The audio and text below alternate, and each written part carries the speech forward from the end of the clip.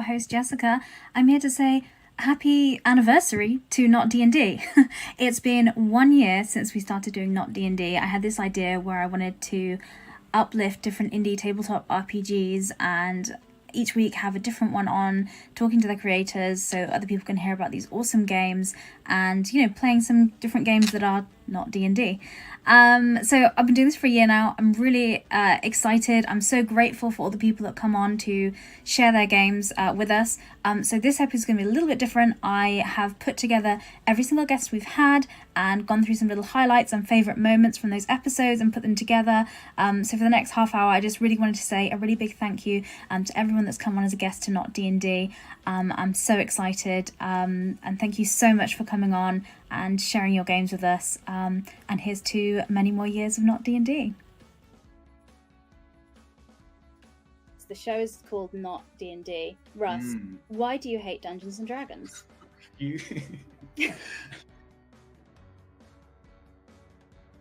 Hello, I'm Epidai. You can call me Epi. I am a game designer. The most famous game that I've been involved in is Dread, which is what we're largely here to talk about. And a man came looming behind me and put his hand on mine. It was an introduction, and moved the cursor to the browser.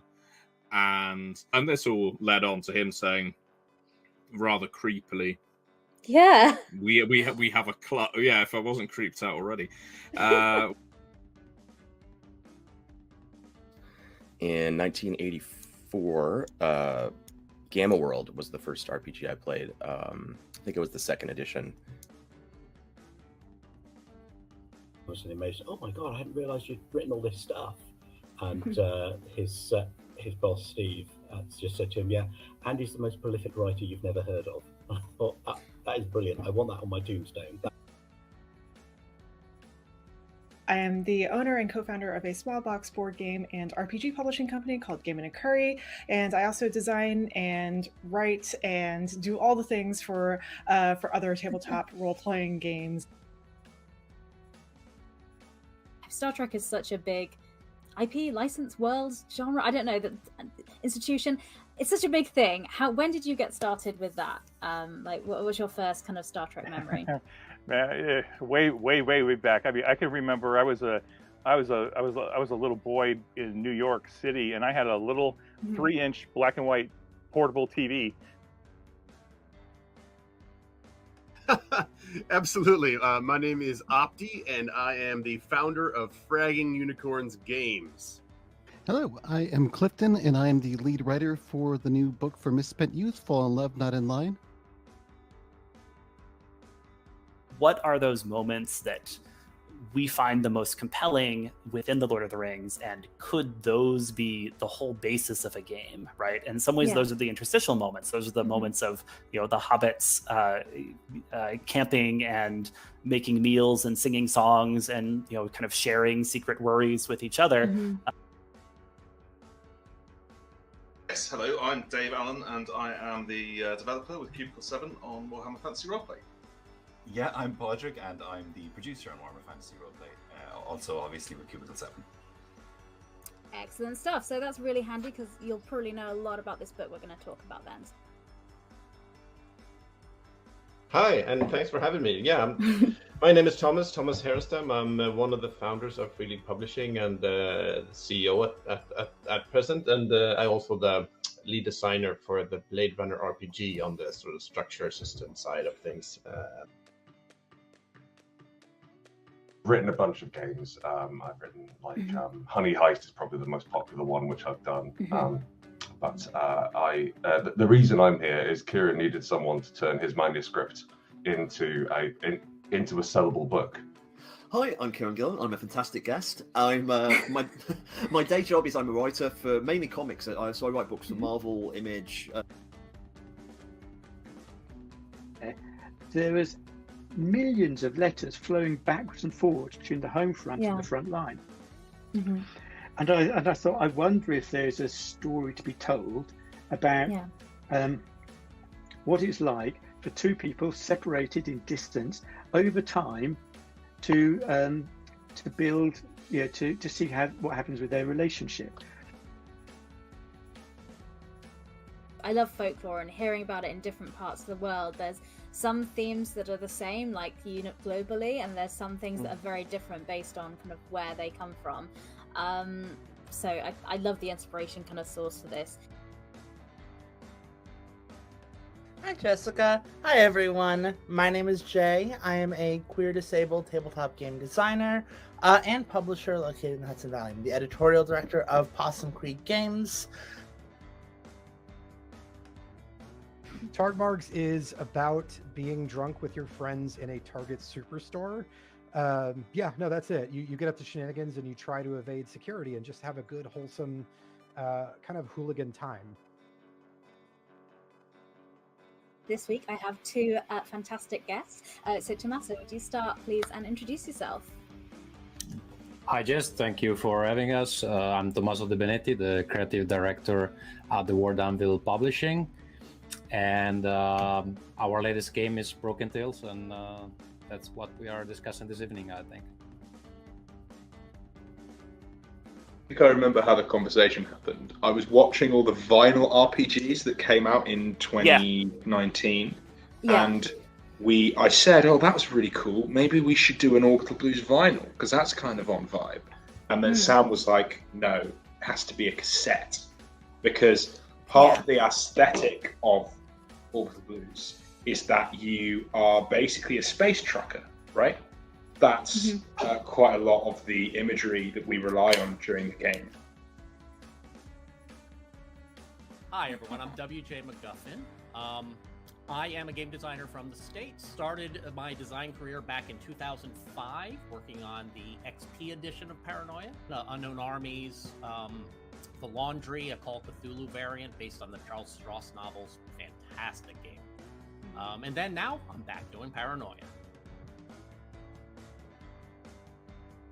We just want to sit down, we want to try this out with our group. We actually, for last year's Free RPG Day, we put together a game, a PDF called Reap and Sow. So, when you were asking about early games that I was playing that were indie games, some of the games, the really early indie games we were playing that didn't pop into my mind when you asked me a minute ago were the games Dread and Candles, which are both horror games. We played a lot of those games in my circle.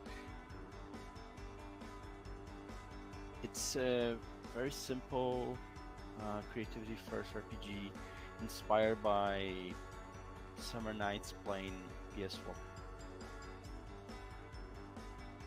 Fate was one of the games I started playing when I first started playing role-playing games, which was close to 15 years ago now. I was playing D&D for 4 years, and then I realized how wider the RPG space is. Was like, whoa, what's all this? So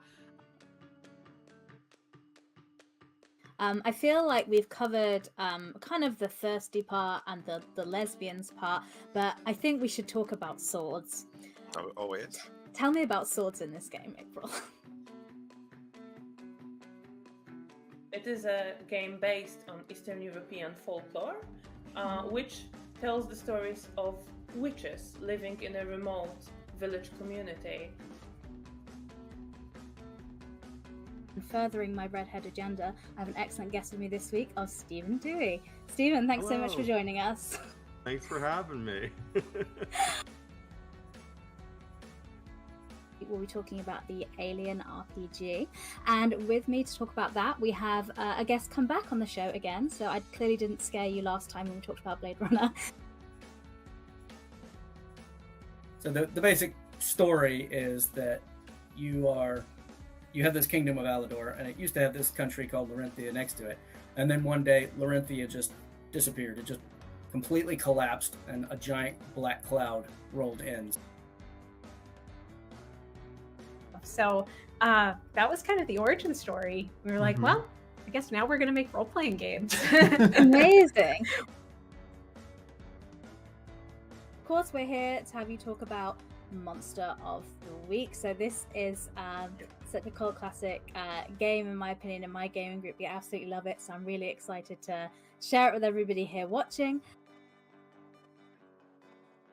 Now, I was scrolling through Kickstarter the other day and I saw this graphic, which I found super fun, really exciting, drama llamas. I was like, I'm immediately interested.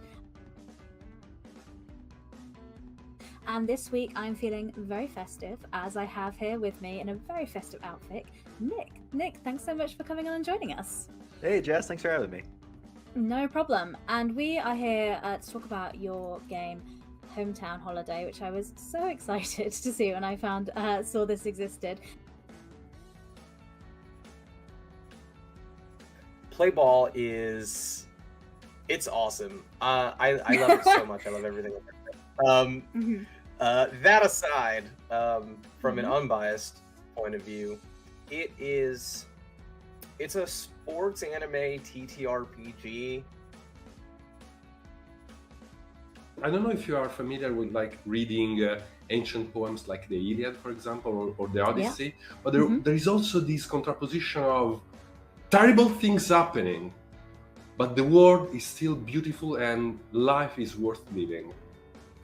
That's the kind of experience we are trying to give to the players with this game. What do you think? I think that you perfectly convey the feeling of the game.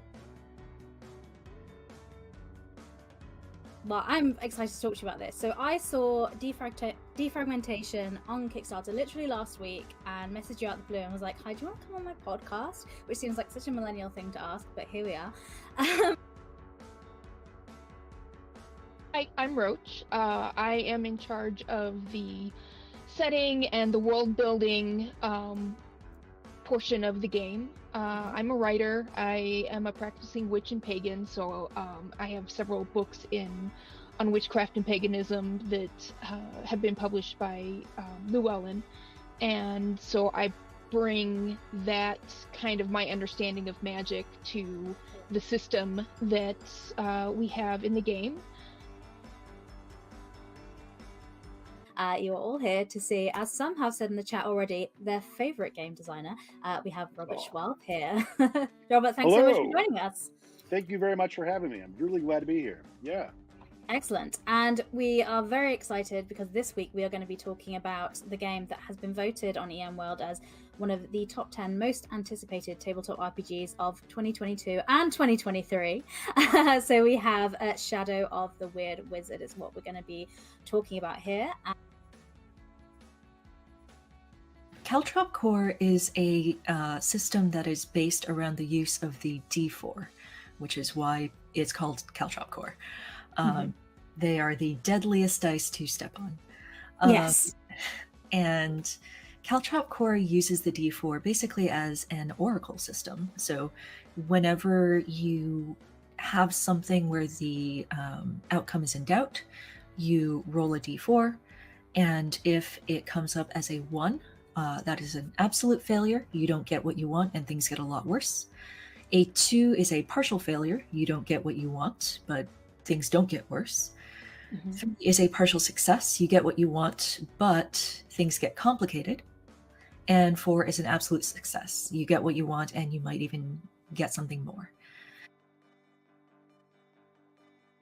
I'm your host, Jessica, and this week I am joined by 2 little mice. Thank you so much for joining us. Thank you for being here. Of course. Would you like to introduce yourself and tell us what you do at 2 Little Mice? Okay, I'll start. I am Rico, and I am one of the 2 co-owners of 2 Little Mice. Actually, we are 3 now. It's me and Simone that's here with us, and Daniela, and she's our lead artist for all our projects. This week we're going to be talking about Household, which has been voted on the EM World forums as one of the top 10 most anticipated role-playing games for 2023. So congratulations to that. Could you introduce Here There Be Monsters? So if somebody's listening or watching and they've never heard of it, how would you describe it to them? Here There Be Monsters is a game about monsters trying to protect each other from monster hunters and people like that. It was pretty inspired by me reading Hellboy and thinking, why does he hunt monsters? He's a monster, and I get uncomfortable with that. Addition, as we played it and did more things with it, is that like there's nobody who's having to struggle with being like an enforcer or like a cop in some ways, right? Okay, yeah. And so if you watch a movie like Training Day, right, you have these like this idea of like being a cop means filling a particular role in the ecosystem of a city, right? Sure, and yeah, so yeah. so the Sworn is, I mean, they're kind of a wizard cop. Like they've sworn an Cool. allegiance to a very powerful faction of wizards, or someone like wizards, oracles, immortals, whatever, and their job is to be the agent of that faction in the world, right? Okay.